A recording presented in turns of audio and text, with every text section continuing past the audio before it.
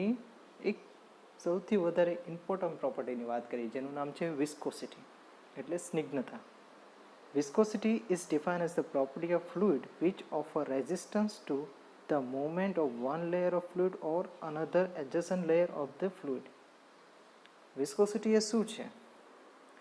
જ્યારે કોઈ પણ પ્રવાહી ફ્લો થતો હોય ત્યારે તેના એક લેયર દ્વારા તેની આસપાસ રહેલા ક્રમિક લેયર વચ્ચે લાગતા અવરોધને વિસ્કોસિટી કહેવામાં આવે છે.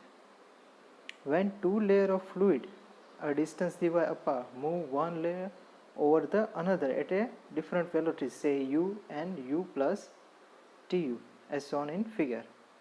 The viscosity together with relative value cause a shear stress acting between the fluid layer. એટલે તમે આકૃતિમાં જોઈ શકો છો એરા દ્વારા બે ફ્લુઇડ દર્શાવેલા છે, ફ્લુઇડના લેયર. એકનું વેલોસિટી u છે અને બીજાની શું છે એના ઉપરના લેયરની u પ્લસ tu. ક્લિયર? અને આ બંને લેયર વચ્ચેનું ડિસ્ટન્સ શું છે ty. ક્લિયર? હવે જેવું ઉપરનું લેયર ફ્લો થશે તો બંને લેયર વચ્ચે શિયર સ્ટ્રેસ જનરેટ થશે.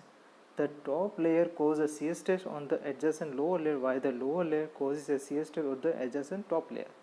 This shear stress is proportional to rate of change of velocity with respect to y. It is denoted by the symbol tau.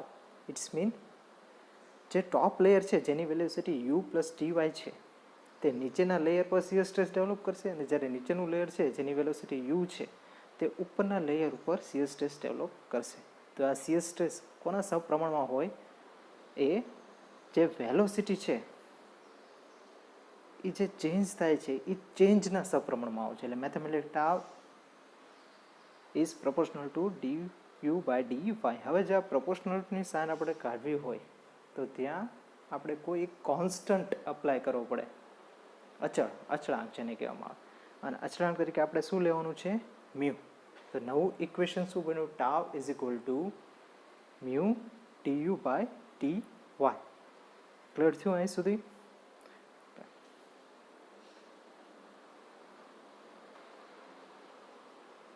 Where mu is a constant of proportionality and is known as coefficient of dynamic viscosity or only viscosity. Du by dy represent the rate of shear strain or rate of shear deformation or velocity gradient. એટલે આપણે ખબર છે કે tau એ shear stress દર્શાવે છે, mu ને viscosity પણ તમે કહી શકો અથવા તો ડાયનામિક વિસ્કોસિટી પણ કહી શકો. અને du બાય dy તે શું છે? શિયર સ્ટ્રેનનો રેટ અથવા તો શિયર ડિફોર્મેશન કેટલા રેટથી થાય છે તે, અથવા તો વેલોસિટી ગ્રેડિયન્ટ. કેમ, શા માટે વેલોસિટી ગ્રેડિયન્ટ? કેમ કે du એ શું દર્શાવે છે? વેલોસિટી, અને dy એ બંને વચ્ચેનું ડિસ્ટન્સ, એટલા માટે.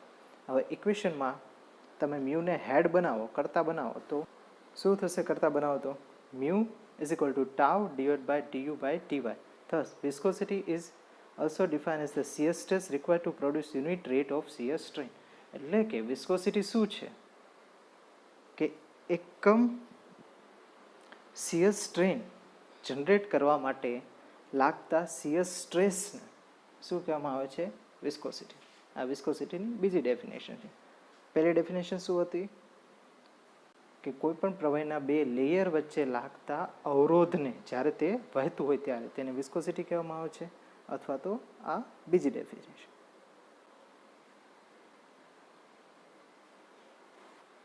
હવે વાત કરીએ વિસ્કોસિટીના યુનિટની.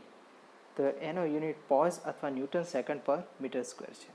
આ એક રિલેશન તમારે યાદ રાખવાનું છે કે 1 poise is equal to 1/10 newton second per metre square. Newton second per metre square એ એસઆઈ સિસ્ટમ પ્રમાણેનો યુનિટ છે. તો આ રિલેશન તમે યાદ રાખો. અને રિવર્સ રીતે યાદ રાખીએ કાંઈ 1 newton metre per second cube is equal to 10 poise. Clear? ચલો હવે વાત કરીએ કાઇનેમેટિક વિસ્કોસિટીની. It is defined as ratio between the dynamic viscosity and density of fluid. It is denoted by the Greek symbol nu, called nu. Thus, mathematically, nu is equal to viscosity by density is equal to mu by rho. હવે kinematic viscosity એ શું છે? આપણે અગાઉ જોઈ તે dynamic viscosity હતી, અને આ બીજી છે કાઇનેમેટિક વિસ્કોસિટી. ડાયનેમિક વિસ્કોસિટીને આપણે મ્યુ તરીકે ઇન્ડિકેટ કરશું અને કાઇનેમેટિક વિસ્કોસિટીને ન્યુ તરીકે ઇન્ડિકેટ કરશું. તો કાઇનેમેટિક વિસ્કોસિટી શું થશે? Dynamic viscosity divided by density means કે મ્યુ બાય રો. આ equation you have to remember. ચાલો હવે વાત કરીએ કાઇનેમેટિક વિસ્કોસિટીનો યુનિટ. તો એક યુનિટ છે સ્ટોક અને બીજો છે મીટર સ્ક્વેર પર સેકન્ડ. તો 1 stoke is equal to centimetre square per second is equal to 1 by 100 whole raise to square metre square per second is equal to 10 raise to -4 metre square per second. So 1 stoke is equal to 10 raise to -4 metre square per second. જે કોનો unit છે? Kinematic વિસ્કોસિટીનો. ચાલો તો હવે next ફ્લુઇડની પ્રોપર્ટીની વાત કરીએ, જે છે કમ્પ્રેસિબિલિટી અને bulk modulus. Compressibility is the reciprocal of bulk modulus of the elasticity K, which is defined as the ratio of compressive stress to volumetric strain. Now, compressibility એ શું છે? કોઈ પણ પ્રવાહીને કેટલા પ્રમાણમાં કમ્પ્રેસ કરી શકો with the application of pressure, એટલે કે દબાણ. તો કમ્પ્રેસિબિલિટી એ બલ્ક મોડ્યુલસનો શું છે? વ્યસ્ત. સો તે કોનો રેશિયો થશે? કમ્પ્રેસિવ સ્ટ્રેસ અને વોલ્યુમેટ્રિક સ્ટ્રેઇનનો. વોલ્યુમેટ્રિક સ્ટ્રેઇન ક્યારે જનરેટ થાય? કે જ્યારે ત્રણેય ડાયમેન્શનમાં ચેન્જ થાય, મીન્સ લંબાઈ, પહોળાઈ અને ઊંચાઈ. જ્યારે કોઈ પણ પદાર્થના ત્રણેય ડાયમેન્શનમાં ચેન્જ થાય તો એને એવું કહેવામાં આવે છે કે વોલ્યુમેટ્રિક સ્ટ્રેઇન થયો. એટલે કમ્પ્રેસિવ સ્ટ્રેસ કે ધારો કે કોઈ પણ રોડને તમે હાથમાં લો અને બંને હાથથી તેને પ્રેસ કરો તો એ રોડની અંદર શું જનરેટ થશે? વોલ્યુમેટ્રિક સ્ટ્રેઇન, જે ફિગરમાં દર્શાવેલું છે. ફિગરમાં શું છે? એક સિલિન્ડરને પિસ્ટન આપેલું છે. પિસ્ટન પહેલાં તેની મૂળ પોઝિશનમાં છે, પછી ડોટેડ પોઝિશનમાં જાય છે.